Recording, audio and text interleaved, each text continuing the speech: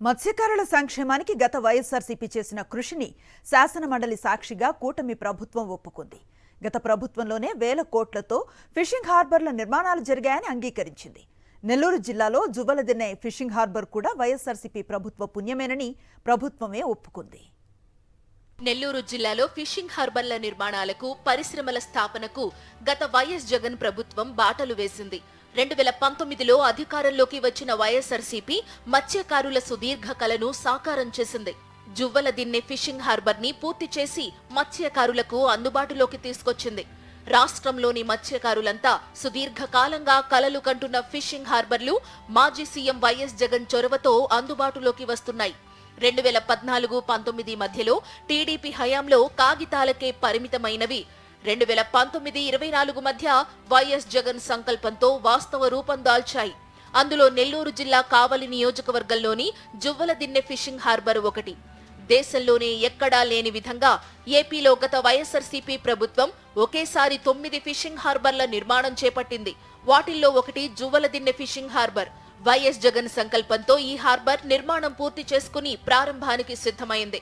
ప్రస్తుతానికి సాంకేతిక పనులు మాత్రం పెండింగ్ లో ఉన్నాయి. జువ్వలదిన్నె ఫిషింగ్ హార్బర్ లో చేపలు వేలం వేయడానికి హాలు, కోల్డ్ స్టోరేజ్, అడ్మినిస్ట్రేషన్ కార్యాలయం నిర్మాణ పనులు దాదాపు పూర్తయ్యాయి. ఈ హార్బర్ ను 288 కోట్ల 80 లక్షల రూపాయలతో అభివృద్ధి చేశారు. దీని నిర్మాణం పూర్తయితే ఇందులో 1250 బోట్లు నిలుపుకునే అవకాశం ఉంటుంది. ఫలితంగా 6000కు పైగా మత్స్యకారులకు లాభం చేకూరనుంది.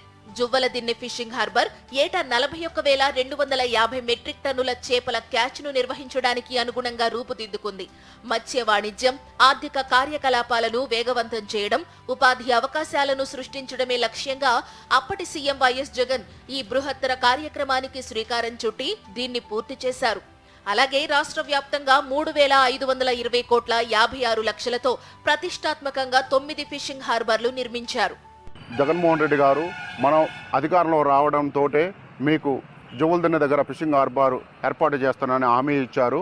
అధికారంలోకి వచ్చి 2 సంవత్సరాల లోపే ఫిషింగ్ హార్బర్ని పూర్తి చేసి ఇప్పుడు ఈరోజు మేమంతా కూడా సముద్రం తీరంలో వేట సాగిస్తూ చిన్న బోట్లు ఒక 200 బోట్లు, పెద్ద బోట్లు ఒక 70 బోట్లతో వేట సాగిస్తున్నాము. ఈ మత్స్య సంపదనంతా తీసుకుపోయి కోల్డ్ స్టోరేజ్లో, జువ్వలదిన్నె దగ్గర కోల్డ్ స్టోరేజ్లో ఉంచుకొని అధిక రేట్లు వచ్చినప్పుడు మేము అమ్మకం చేస్తున్నాము.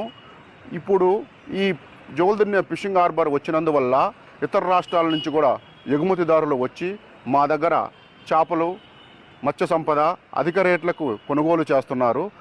అందువల్ల మేమంతా కూడా మా మత్స్యకారులు మొత్తం మీద కూడా జగన్మోహన్ రెడ్డి గారికి రుణపడి ఉంటాము.